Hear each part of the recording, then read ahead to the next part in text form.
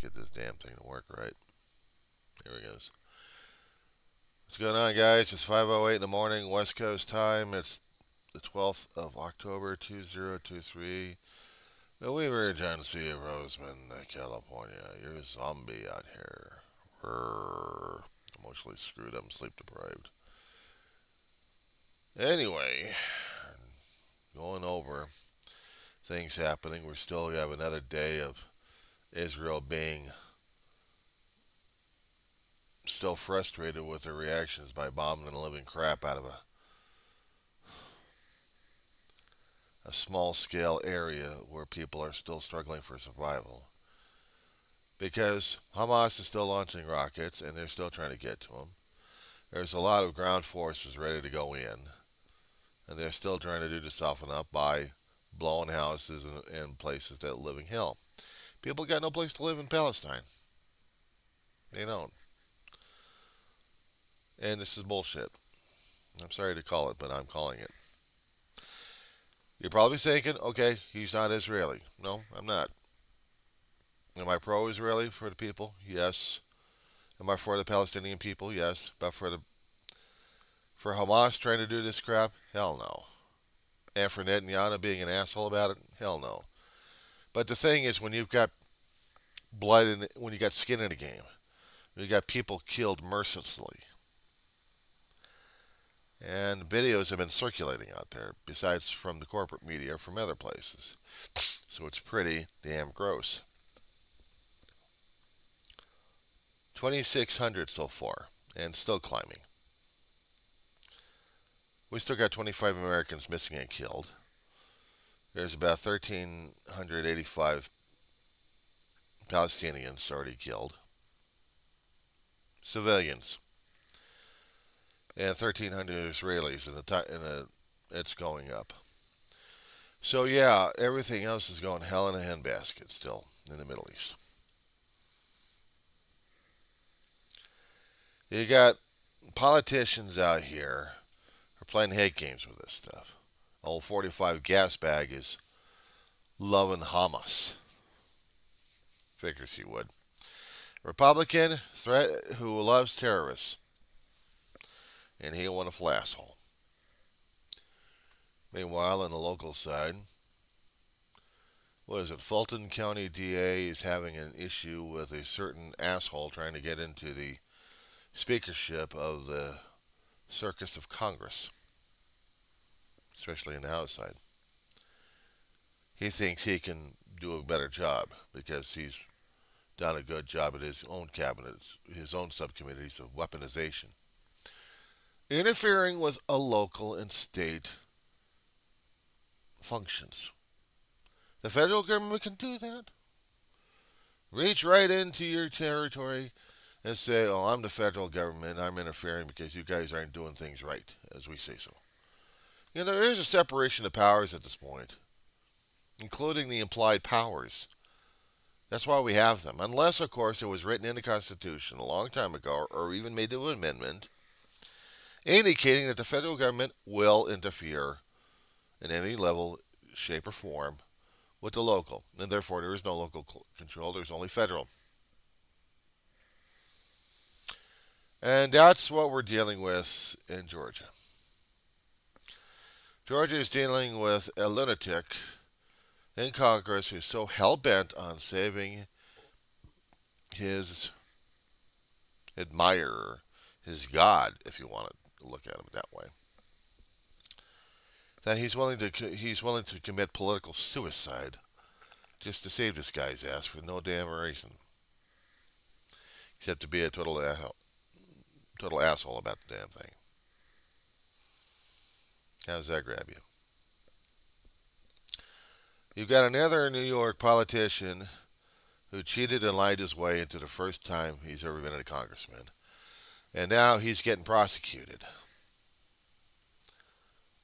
He's been indicted, and blood's on him, so he's trying to get out of the chum-filled waters of politics. And he can't because he got into it and should have realized it as a dumb shit that he's no Donald Trump.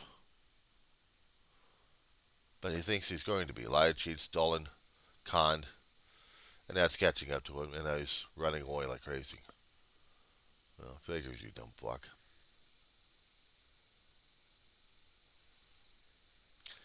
We still have protests happening almost every single day. We got a major protest in the city, Los Angeles. Me, I'm calling. I'm from Roseman, California, where I'm currently residing in. This is the armpit of the Antelope Valley, the northern high desert region of Southern California area. I have yet to hear any issues happening in Lancaster or Palmdale or even being posted in social media, but it's going to happen anyway. I just haven't seen or heard anything or even seen anything posted on that one. So yeah, I'm trying to keep up with the politics at this point over here, and I'm still trying to match up the politics and what's happening back east compared to the essay I've got right now, and it was driving me crazy last night. It should drive me crazy because all of the damn thing is crazy. You got bottled up, cyclic aggression and frustrations built up for a hell of a long while. I'm not just talking about for millenniums. I mean, talking about just this last 100 years. And worse off on that one. When you have a country torn in chunks for a Jewish nation to have a place of their own. And they lived, they prospered, they expanded. Kind of reminded me of something about in the Bible, in the Exodus, and in Genesis.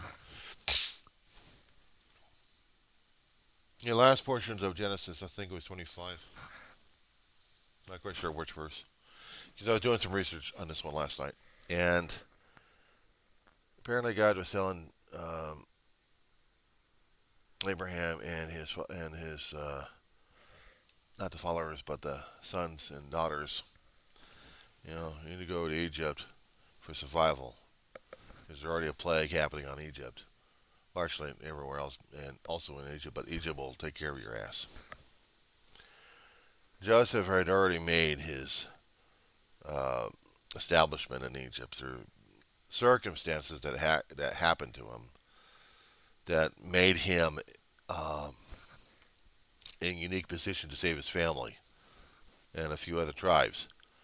And the tribes of Israel, settled in the land of Goshen to thrive, and they did. Scared the hell out of the Egyptians. Egyptians didn't know what to do with the tribes of Israel. So yeah, enslavement. Hence Exodus. Now, how is this considered mental health at this point over here? Well, imagine that. You actually get told about a God, get in this place, you're going to be safe for a while. You're going to thrive, you're going to populate. It'll probably drive the Egyptians crazy. Egyptians are like, who are these people? Are they going to be with us or against us? We got to kill them. Kind of reminds me of Trump followers. Ooh. Well, they be dumb enough to believe in shit like that. Not the Bible. I mean, they'll eat it up left and right to think they're holier than thou at this point over here, walking on water and stuff. They think Trump can do that too. Well, they just think like a damn rock. What we were talking about here, mentality here. You're going to be afraid of some group like that so much that you're willing to. How is one going to be putting this correctly without being a blunt force on this one? In order to get a sizable population, you must prune them.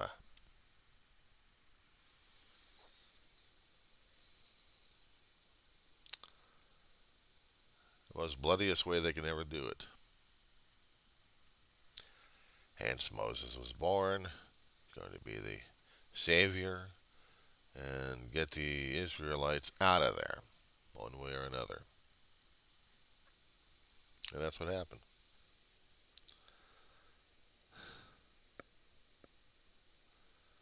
But how is this for mental health?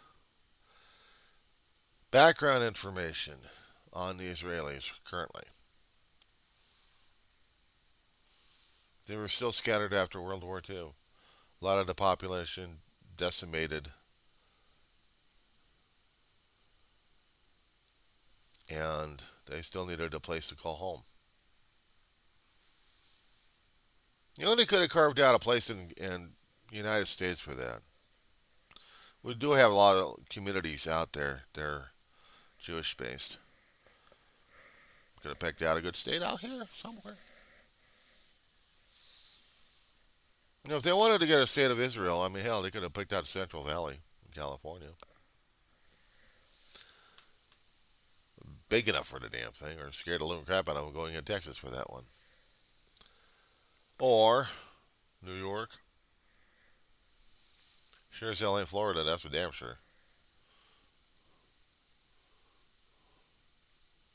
They could have picked out a nice spot in the United States. We could have picked out a nice little country for them, and I wasn't going to do it anyway. They would have suggested it, but they weren't going to do it. So how did Palestine get suckered into this situation? I don't know, but they did. So now we got two races in there living in there, and it's Israelis have gotten more and more powerful than the Palestinians. So now we got Hamas in there, and day by day we're seeing more and more misery from the Palestinians who are suffering from Israel's retaliations and their anger and ire.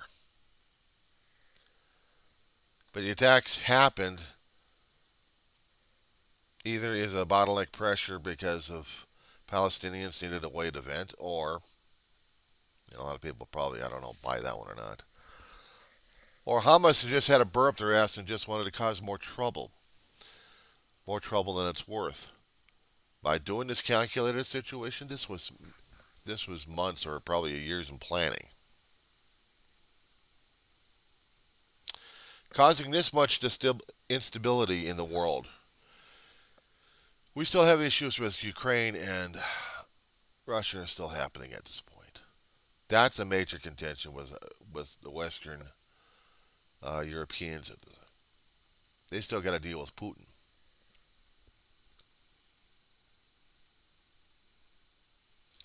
But now we've got the Israelis fighting against a little strip of land with a lot of armament ready to rock, and people pissed off because the Israelis were captured and killed.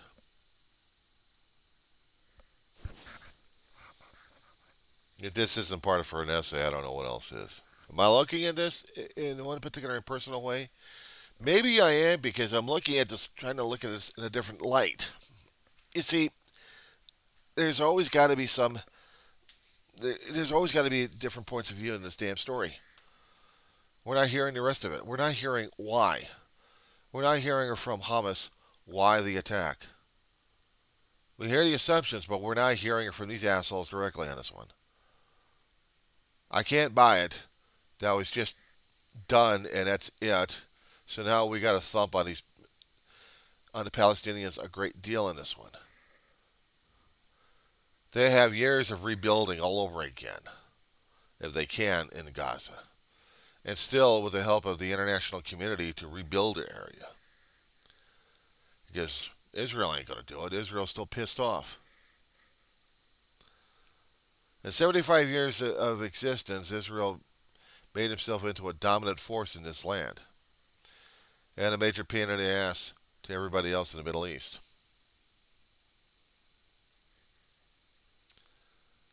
I know, it sounds like I support them. I support the terrorists at this point. I don't support terrorism. But you don't go for something this elaborate unless you had something in mind. Unless, of course, you did want just to see Israel tear itself apart or destroy the Palestinians and then have the world condemn them for being the terrorists that they are, the terrorist nation. And therefore, they would prove their point by causing the issue in the first place. Much like we've got in the political arena in our own capital, in the House of Representatives. They're trying to prove things actually happen by causing things to happen. They wanted to save a former president by causing more and more trouble than it's worth. Go figure. We need to have local jurisdictions and law being interfered by the federal because they say so and they think it's all right. One of these here days, I'd like to see a local cop go to Jim Jordan and say, "You're under arrest. You can't arrest me. I'm a member of Congress. Guess what? Wear the bracelets. What are you arresting me for? Obstruction. Interference. You can't do that. I'm the federal government. Guess what? You're arrested. You're going to jail." What? And that's exactly what I'll be expecting the Republicans, especially Jim Jordan, to go crazy over. I'll be expecting him to whine like a baby. Bad enough, I've got George Santos whining his ass off because the reporters are following him due to the allegations from the federal government investigation saying that he lied, cheated, stole, and conned his way into the seat. For what reason? I don't know what his major malfunction was. If the allegations can be proven, Santos is facing time on this one, and it's scaring the shit out of this little twerp. He wanted to go through this shit. He couldn't go through the right way. And speaking of politics, now we get to the other person I wanted to ask myself, what the hell is his major malfunction in the first place? There's a gentleman in the Young Turks who declared that he wants to run for the Democratic office. Way too late in the game, but he's going to do it anyway. Only problem is he doesn't have that much name recognition in politics. Unless, of course, he's going to try throwing every aspect he can. He's a journalist. He came from one major news organization. So now he thinks he's going to do the better job in the Democratic Party. No, he's just like Ross Perot. He's doing a Ross Perot at this point over here. The guy doesn't even realize what the hell's going on. And he's a journalist. He's supposed to observe this kind of stuff, but he thinks he can do a better job in the Democratic Party. Hardly. Guy's been reporting from the outside for far too long. He thinks he knows the story, everything else. But he hadn't been in the muck and mud enough for the damn thing. He hadn't been working with these assholes. He's an outsider coming in. He doesn't have the name recognition across the 50 states, not to mention worldwide. At least not enough of it anyway. So where's the support coming from?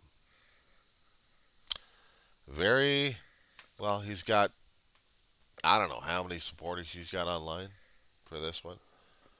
But that's not enough. He's got to win it in every state to get a majority going. He's got to be taking a hell of a lot of things from Biden because he's going against Biden and he's going against Trump. Let's face it. In the Republican Party, everyone is assuming that Trump is going to be it. He's going to be Lord Master at this point. So, is he going against Trump? Is he going against Biden? Or is he going against both? If he is, he's going to get his ass squished. That's simple. When you're talking about a two-party system here, that's what happens. The independents usually get squished. Ross Perot went insane. He was already insane anyway when he went in, but he was a billionaire. Jake's going to have to get a hell of a lot of small donations necessary to get his campaign going for the Democratic. And he's going to have to work his ass off in every damn state. He's got to travel every damn state, every damn community to get his word out. Not everybody is up to speed on the Young Turks. And if they are going to be the platform, they are really going to be in for it at this point. Because now we're dealing with the CNN shit. Yeah, I did say that. What happened in 2016? CNN Got Trump all over the damn place, and what happened? He won. Jake stayed out of the corporate media, so he's out of their spotlight. He's only still stuck in the shadows with the progressive media on social media. A few platforms out there is not enough. He's got to get the corporate backing for this one, but he's not. He thinks he's not going to. Small donations are going to be enough for this guy.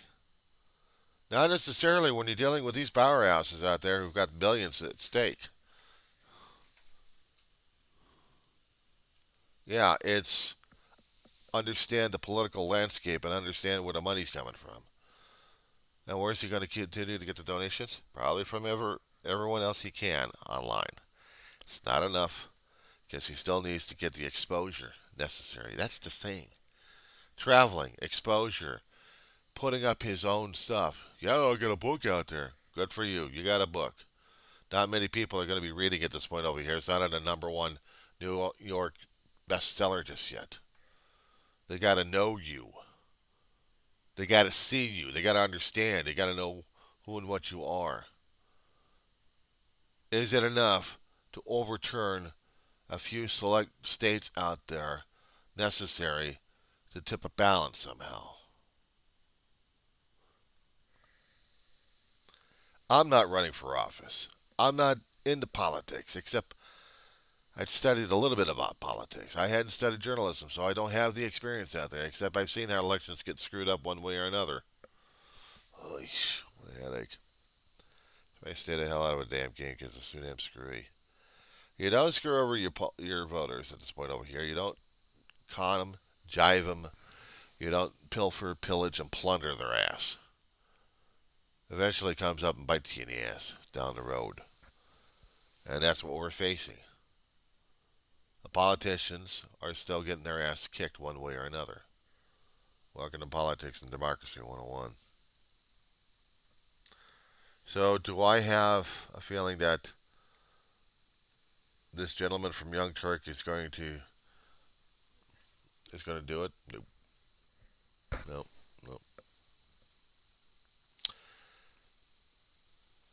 If he's going to be having a lot of ideas in order to do this, then Cenk Uygur is going to have a problem with the American people. He's also got to face the racism. It's going to be hitting him in the face at this point. If he's a native born, he's going to get his ass kicked, and people are going to tell him to get the hell out. He's going to be running into those people, nut jobs out there, who are going to try to force him out. Am I one of them? No. I'm saying what he's up against. They keep reporting it, and he sees this, but they're going to get his ass nailed one way or another. So they say he's got a good chance. Well, he's got to get a better running start. The problem is he didn't get it fast enough. If he was going to be running for the 2024, he should have been up on it about it last year and working on the campaign to get it going, to get the funding necessary to get the initial head start, and then line up donors to continue his campaign across the country. He's got to have traveling money for this. He's got to have money for staff, for places to go. Unless he's going to be just making everything just local and he thinks he's going to reach everybody on social media, it's not going to work. He ought to know the game better. If he's a journalist and he's already been traveling, he ought to know it better. He's got to get big donors to continue supporting his ass. Otherwise, it's not going to work. But he's got high hope on this one. Why am I downing him on this one? Why am I doubting him?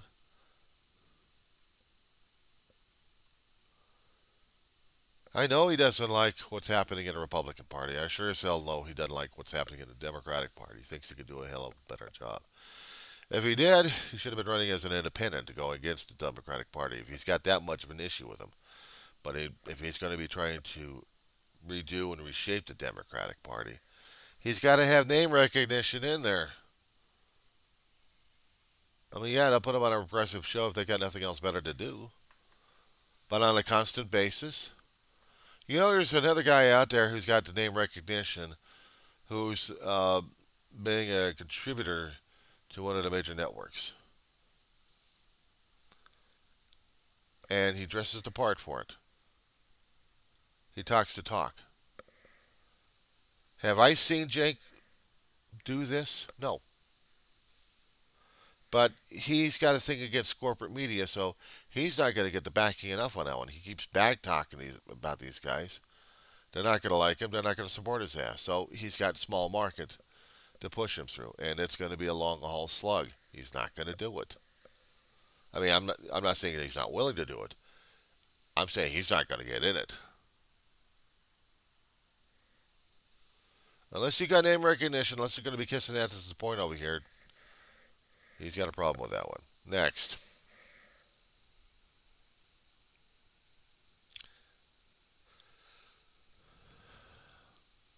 Why don't I get into it? I'm not getting into it. I've already seen how screwed up politics right now can be.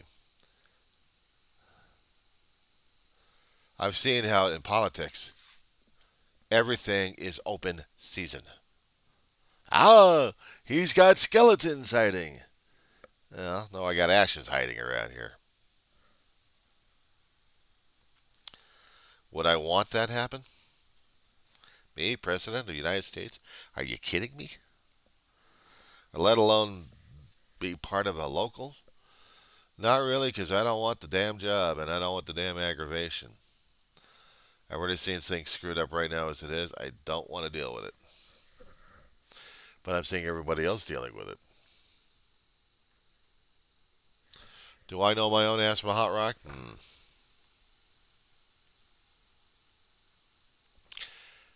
When it comes down for finances, what's going to be important, what's not going to be important, what needs to be authorized. Politics, you have to know how to maneuver your way with the not with just voters, lobbyists, other special interest groups, the guys patting your pocket. See, in democracy, it is the easiest damn thing to corrupt, but it's the only government system after that offers freedom, liberty, if one works at it and it keeps at it that way. Otherwise, it ain't happening. We got autocratic and we got people forcing that situation. But even with an autocratic society, when you have one ruler, you still have to have someone else backing up the ruler with finances, with other material necessary. And they need the power for it. They happen to lose that power, they get toppled damn easily. History keeps showing that. But they'll stay in power long enough just to get their asses kicked. Case in point, look at Cuba.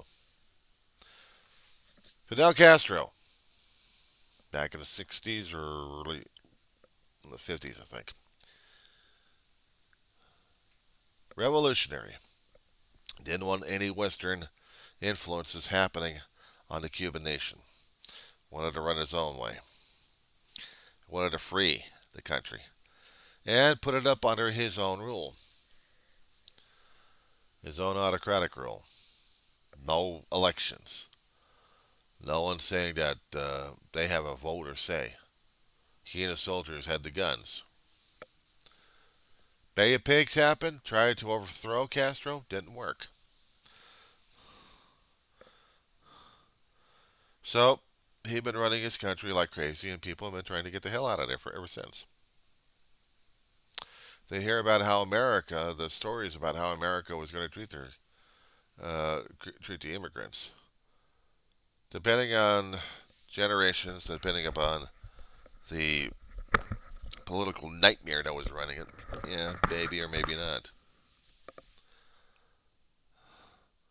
I've read a hell of a lot of history these days.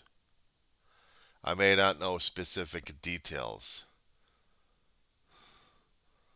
but when you have an autocratic society, you want to get the hell out of there because freedom has a little bit more better ring than anything else, but then you got to go for the slog on that one.